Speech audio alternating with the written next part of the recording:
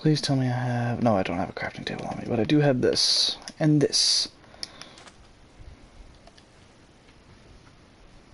Hang on, hang on.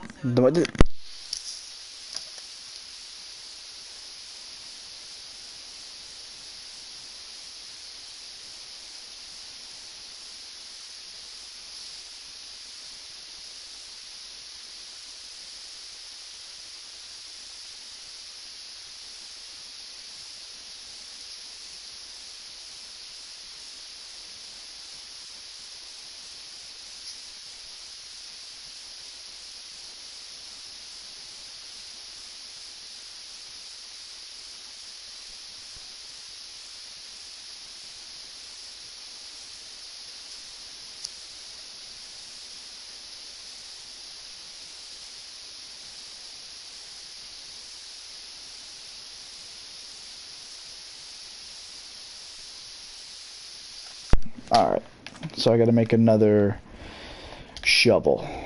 Let's get it. Let's get it.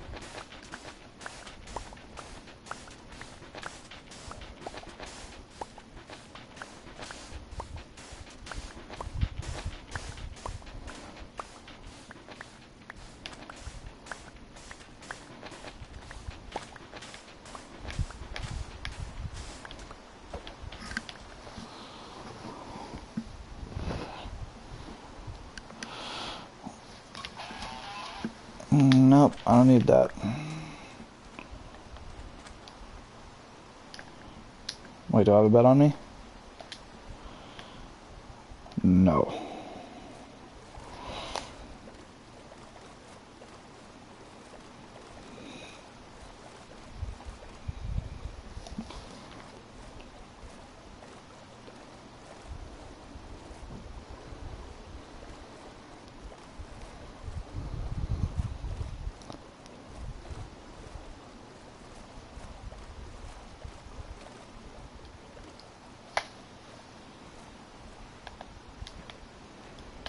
Why does it do that to me? Boop.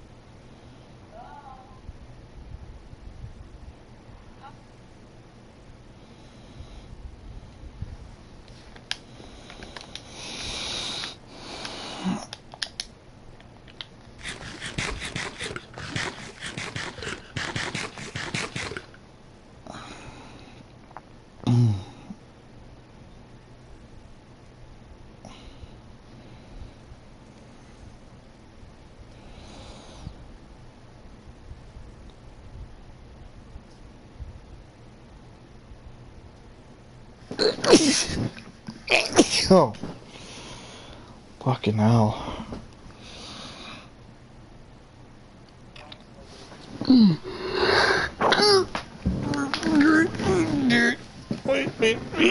Okay.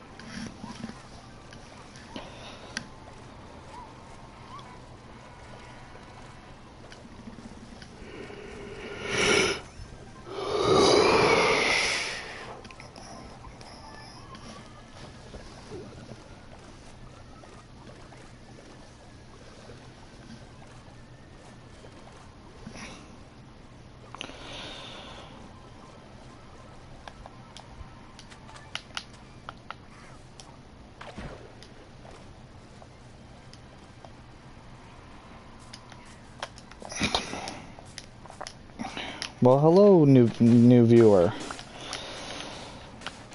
Whoever you are, welcome to the live stream. Sorry I didn't notice you there.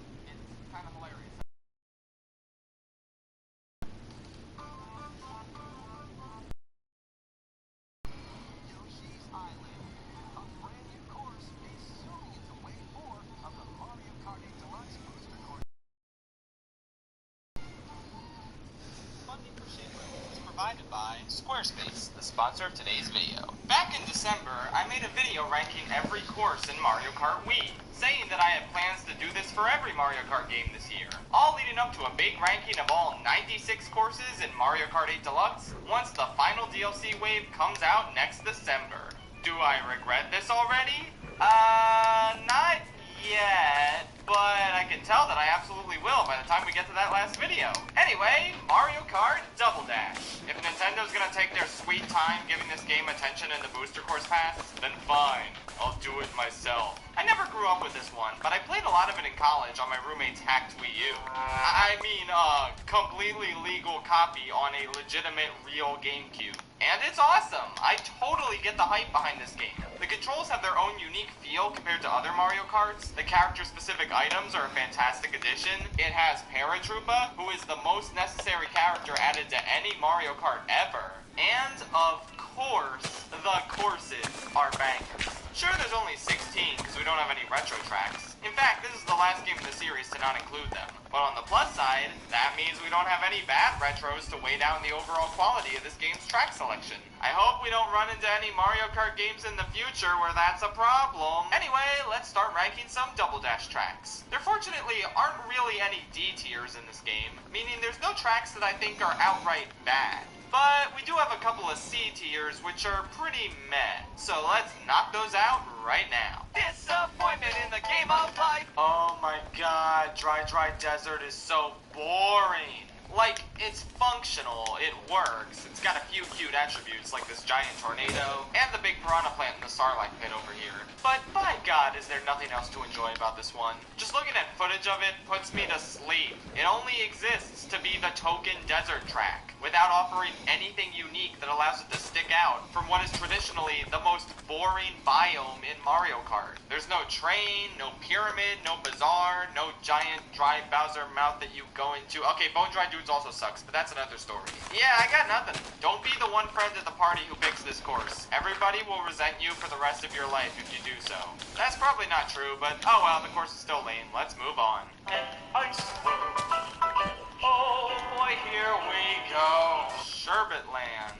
Yep, that's right. The base version of Mario Kart 8 went ahead and picked the two worst courses in Double Dash as its choices to bring back. I know most of them returned already, so it was slim pickings, but come on, there were absolutely better choices than these pieces of trash. Sherbet Land is at least a lot more aesthetically appealing than Dry Desert, with its incredibly endearing wintertime aesthetic and lovely music. But man, this shit is slippery. Double Dash is already a relatively slippery game, but when you combine that with ice physics, it just kind of becomes unfun to drive on. Couple that with the huge freezies that are so easy to unintentionally hit, turning you into a solid block of ice for a few seconds. Yeah, I can't say I'm a fan of this one. It's better than the N64 Sherbet Lands, but not by much. The defense calls Wario. With the obvious exception of Baby Park, I feel like the most divisive track in this entire...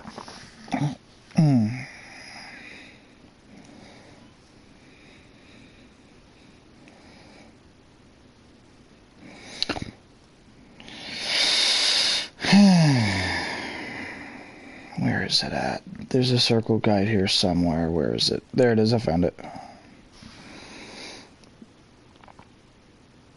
How long do I want to go? Let's go 11.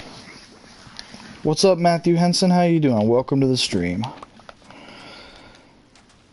Whoop, jump on the board. Oh, wait, never mind. I got a bed.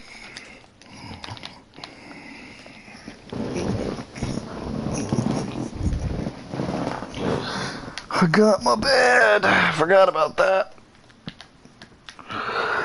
Respawn point has been set. Okay.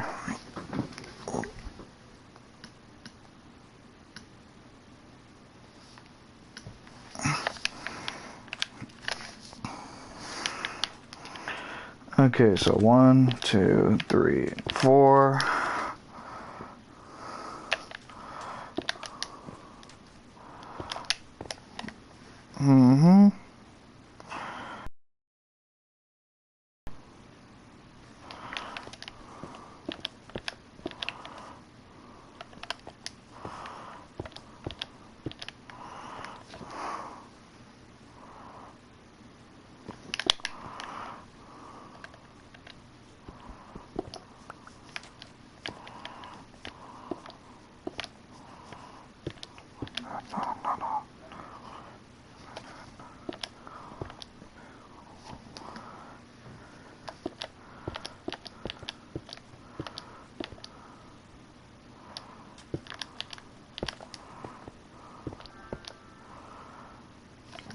Invitation for what?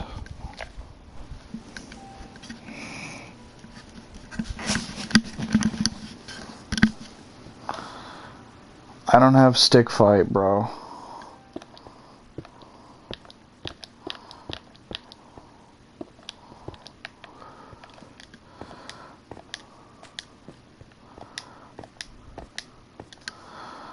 See, this'll do.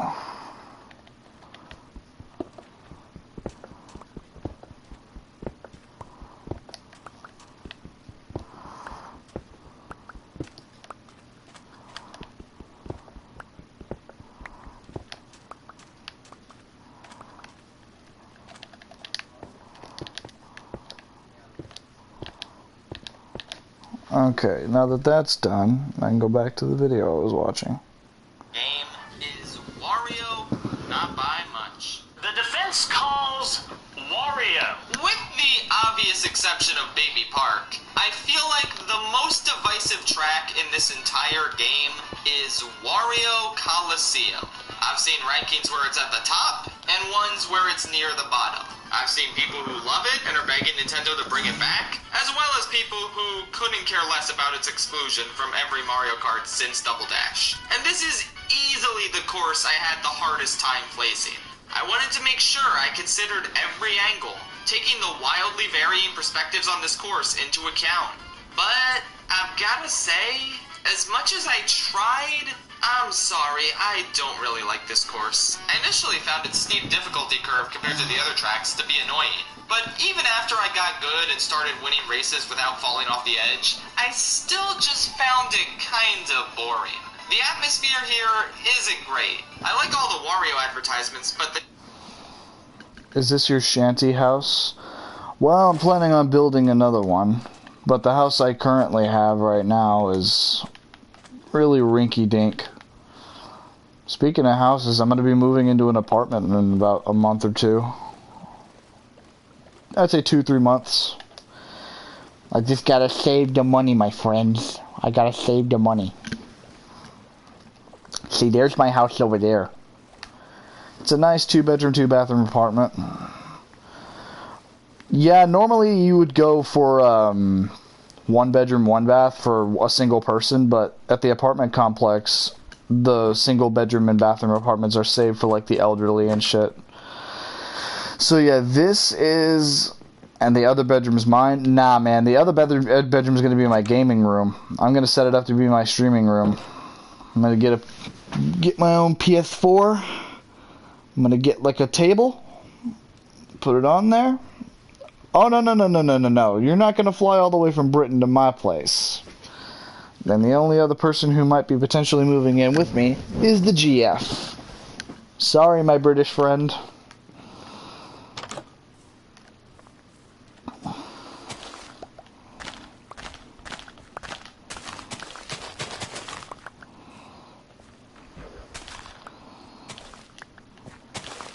You wish, big guy. You wish.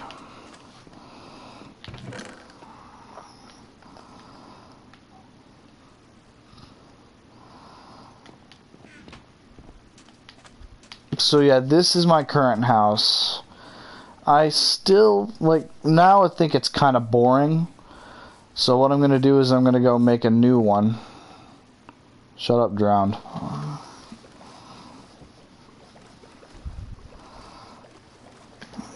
Alright, anyway, let me put the... The track you're driving on feels like a lesser version of Waluigi Pinball. It's got the same cage-like aesthetic, but there it fit the theme. Here, the Coliseum aspect doesn't factor into the track at all. It's just in the background. The turns aren't really that satisfying to pull off. The only real novel part was the big ramp towards the end. Other than that, it's just kind of unmemorable.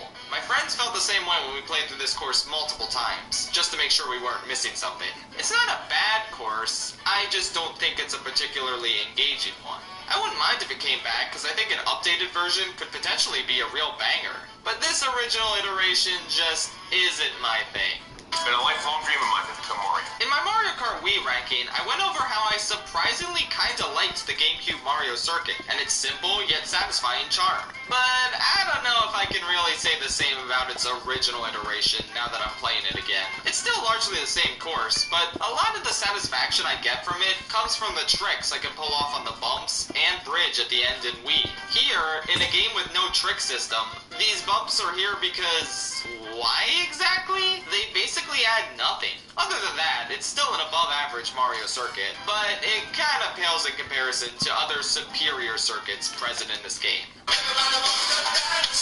A lot of people adore Dino Dino Jungle and consider it to be an amazing top-tier course, but I just kind of think it's alright. I was relatively underwhelmed by it when I first played it in 7, and I'm even less whelmed by its original iteration here. It's not a bad course, but it is pretty basic, especially for the Special Cup. I mean, for a dinosaur-themed course to only revolve around a whopping one dinosaur? I don't know, that's a bit lame. Yeah, I know there's pterodactyls flying around, but they don't affect the gameplay at all. All you got is this one big blue dude who's really easy to dodge. On the flip side, the bridges are annoyingly tricky with how narrow they are and how easy it is to fall off. I suppose I just need to get...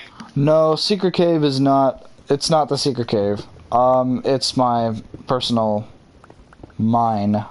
My little cobblestone mine.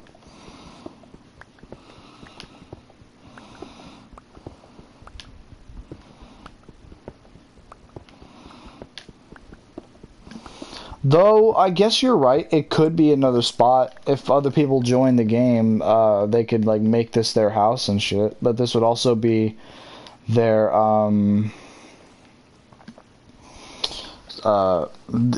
would also still be our mining area. Anyway, let me turn the video back on. Good, but I don't know, much like Wario Coliseum, I don't think getting good will make much of a difference considering how everything else in this course, from the rest of the track layout to the atmosphere, is just kind of okay. It's neat to have this vague prehistoric jungle theme going on, but I don't really think it can elevate this track from just being kinda average. It's yet another dinosaur-related thing I can't fully get behind, I'm afraid. I swear, I don't hate dinosaurs though, it's just a coincidence. Dinosaurs themselves are cool, leave me alone. You just got Luigi. Luigi Circuit. Oh, brother. It's the first course in the whole game, so it's probably gonna be really lame and boring and... Oh my god! Are we going the opposite direction as some of the other racers? Like, in hindsight, it's not all that mind-blowing, but this is the first course to ever implement racers going in opposite directions from each other, and the fact that this is the first course in the game really helps. This is up there as one of the best starter courses in any Mario Kart game, because it sticks out thanks to this gimmick. I mean, you can even get hit by items coming from the opposite direction. That's wild. And have you seen some of the items in this game? Because, yeah, some of them are whoppers. And is that Luigi's A-rank mansion in the background? God, the GameCube era was so cool and so cohesive.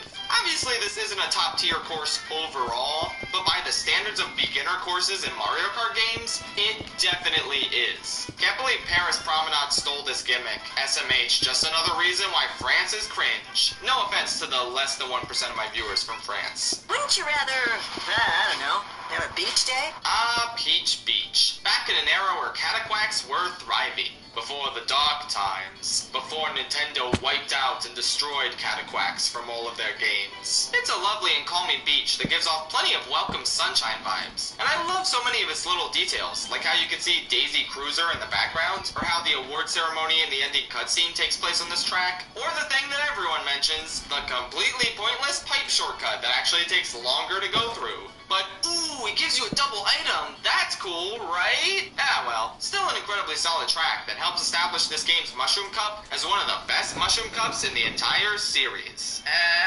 As long as you just ignore the fact that Dry Desert is there, just to avert your eyes. I wonder if a fall from this height would be enough to kill me. Oh, Rainbow Road. For a while, I really hated this course, as most noobs do. I thought so many of its turns were too sharp and the course was too cheap and unfair in a lot of areas. Then I finally started getting good and I realized, hey, this Rainbow Road ain't too bad actually. I wouldn't call it a top tier Rainbow Road. It doesn't quite hit the same levels of majesty or iconicness as 64, Wii, or 7s, but it's nonetheless up there as a really good one. I still think there are parts of it that are a little unfair to newcomers. Like at some points I feel like the camera's too zoomed in and it's hard to tell how sharp the turns you need to make are. But for the most part, it's a tough but satisfying final challenge. The music and aesthetic are both gorgeous. The mushroom trampoline tunnel is really cool, and for some reason always reminded me of McDonald's play places. I don't know why, I think my brain's just being weird. And you can see Mushroom City below you. That's epic. Oh, and stars can rain down on the track and you can actually use them. This game is so cool! Yeah, it's a more than worthy entry to the Rainbow Road canon. Not an all-time favorite for me, but still really special. Alright, we're halfway through the list.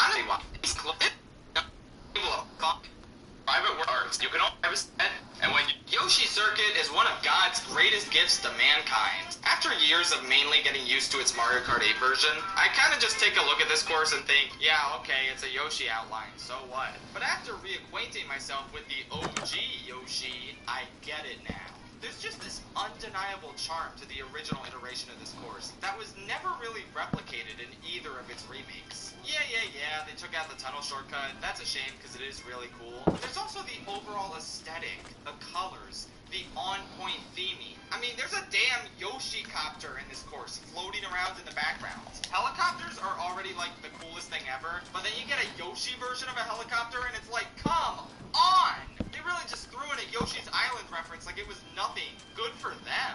I don't know, between all the shortcuts, Yoshi signs, fun turns, and the vibrant circuit theme that fits this course even better than it did for the Luigi and Mario circuits, I think you've got a real surprise standout here. Easily one of the best circuit courses in the whole series, and one where its fan favorite status is totally justified in my eyes. He's found the bridge. The bridge? Are you kidding me? Speaking of surprise standouts, I'm honestly shocked how much I love Mushroom Bridge. It's definitely one of my